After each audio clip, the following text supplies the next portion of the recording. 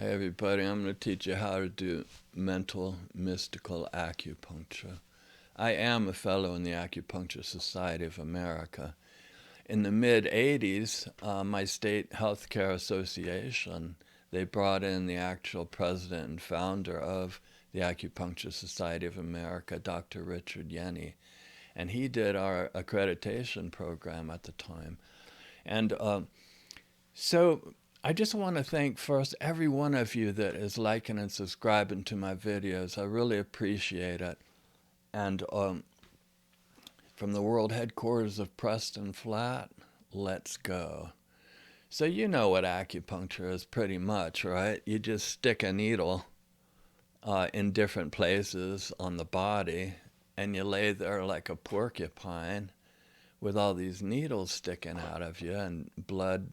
Who knows, man? It doesn't always look that pretty, but surprisingly, it actually doesn't even hurt that much because unlike an injection, where there's like the hypodermic needle, that needle requires a central opening for the product to flow through.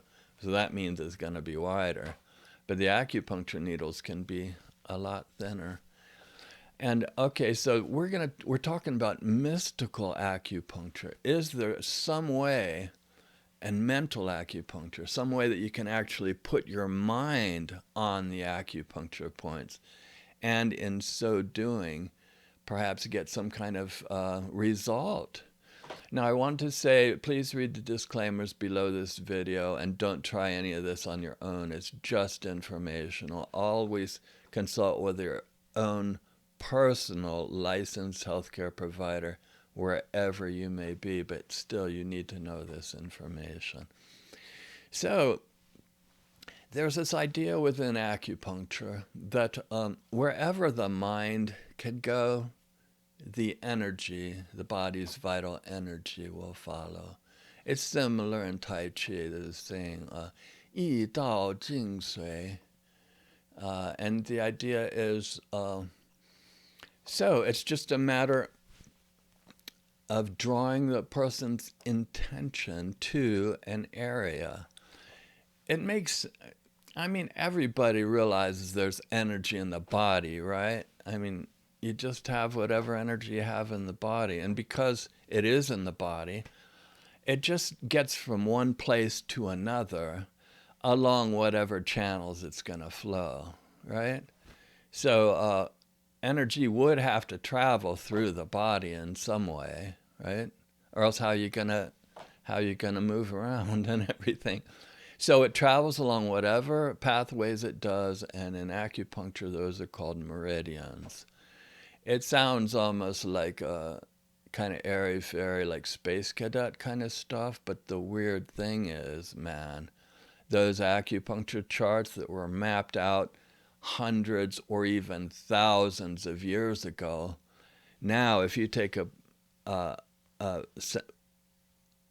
sensitive medical equipment, you can actually measure the skin conductivity, the electrical conductivity of your skin, man. You slide this little probe across the skin, and when it gets over an acupuncture point, the machine will light up.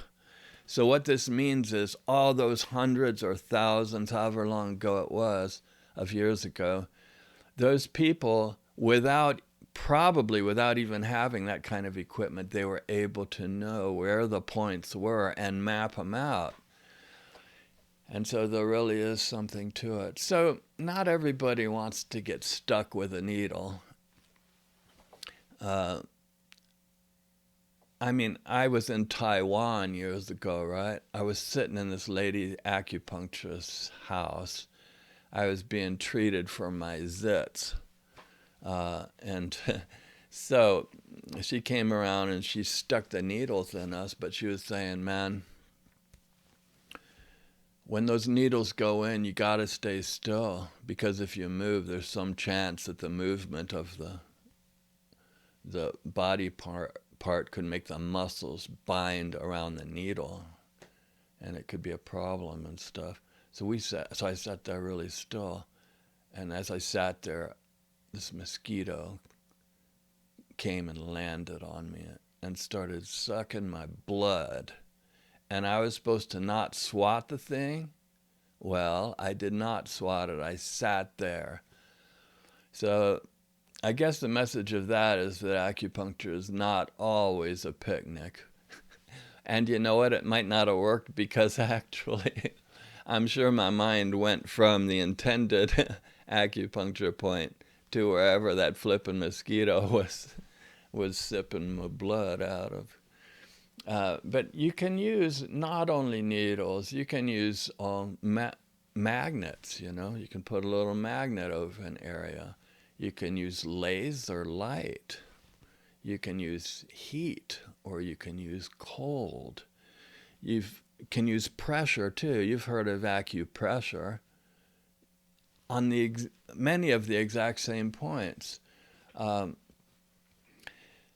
the point is that wherever your mind can go to, the energy of the body, the vital energy, the chi or prana that's circulating through the body anyway, if it's drawn to that point upon which you've put your attention, then it'll flow there. And the idea is that the chi, the energy is going to flow through the body in whatever way it does. Sometimes it'll come upon a blockage, and it won't flow in a ideal way. But then other times it won't be blocked, and it'll flow in a good, healthy way. So the whole idea is to establish balance of circulation and balance throughout the entire body. So what's the deal with this mental acupuncture? This is what I'm trying to tell you. Do you realize that if you had somebody stick a needle in you, that your mind would definitely attend that place? Your mind would actually go to that place because you'd be feeling the needle. And if it didn't go very totally or very completely to that place, all you got to do is just wait around a little while, because the acupuncturist is going to come along and spin it and stimulate that thing every so often, so that for sure your mind is going to go there. And with the mind attending that place, also the energy is going to go to that place. That's the theory of it. So, but as long as your mind can travel to the place, then the energy can also travel to that place.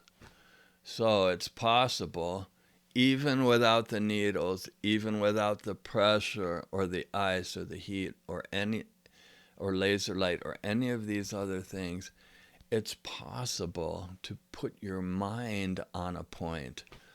And with the mind there, then the energy will follow the mind according to the theory of acupuncture. But this is the question: how do you have your mind concentrated enough and under your control enough that you can send it to a place that you want to send it to without it jumping around? I mean, your attention probably jumps around a lot, man. You think of one thing, then another thing like that. So how are you going to rein it in and have it just in the right places to do the mental acupuncture? Well, man, there's a trick. And that is what we've already talked about, using a needle or using some other thing to draw the attention to that place. But one of the things that's among the easiest is just to simply tap on the area. Now, there's a place called the Stomach 36, which is, it's right there. And I can actually put my mind easily on some of the points. I can put it here very easily. Just go like that and my attention is there, But some of the other points, I can't have it, at least in the past, I wasn't able to have it arrive there all focused and all all together and stuff.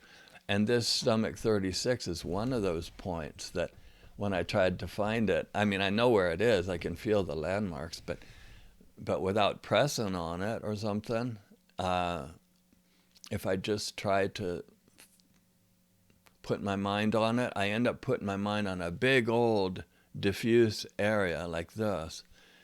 And then I'll feel, like on one side, I'll feel it like it's this big. And then I'll know that somewhere in there is going to be the place that matches what? That matches this place that I feel when I tap. So what I do as an aid is I'll tap right on that place.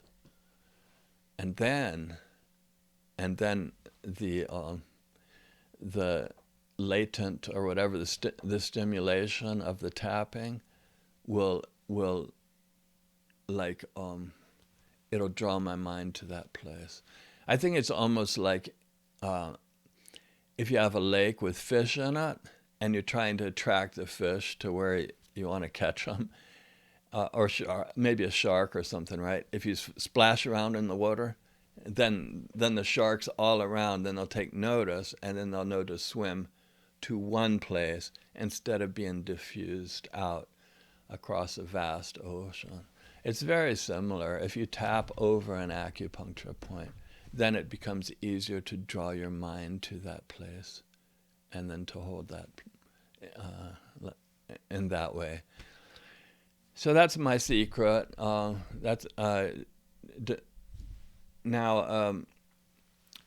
Never do acupuncture on your own, and there are some forbidden points that you're not even supposed to do depending on your health condition. So that's why it's important to always consult with your own healthcare provider and have them recommend whatever points would be good for you to press on, or if that's even the case for you. And so this is not specific medical advice for you, but it's just educational that you can, if you can't just zip your mind right to a very specific point, you can actually train to tap over those points once you know where they're located, and then have your mind go to that. And then after a while, your mind can arrive there more and more easily, till pretty soon you can just have the mind there in a more easy way. And if you can put your mind there, just zip it right to that place, that means that the energy channels to that place are unimpeded. Doesn't that make sense?